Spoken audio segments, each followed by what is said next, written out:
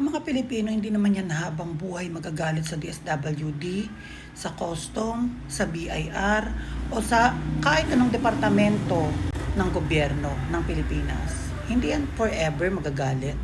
Nagagalit lang yan ngayon kasi nawawalan ng tiwala ang taong bayan dahil nararamdaman ng taong bayan yung hirap kahit patuloy ang pagtaas ng mga tax at pagbabayad ng tax. Hinihintay lang ng taong bayan yung pagbabago, maibalik yung tiwala. Ang pagbabago mararamdaman lang yan kapag tumaas yung quality ng serbisyo sa mamamayang Pilipino. Gumanda yung healthcare service at mas maraming napupunta sa mga mamamayang Pilipino kaysa sa nakukurakot. No? So hindi panghabang buhay ang galit ng mga Pilipino sa gobyerno. Pero naghihintay lang tayo na kailan kaya ang pagbabago para mabalik ulit ang tiwala.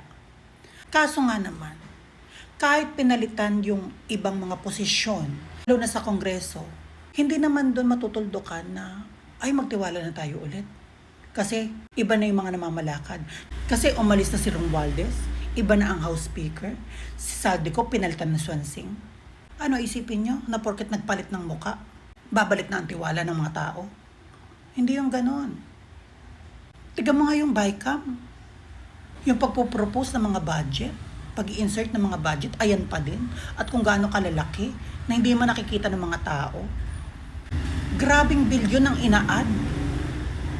Nagpalit ng muka, pero yung layunin nandun pa din. Paano babalik ang tiwala ng tao?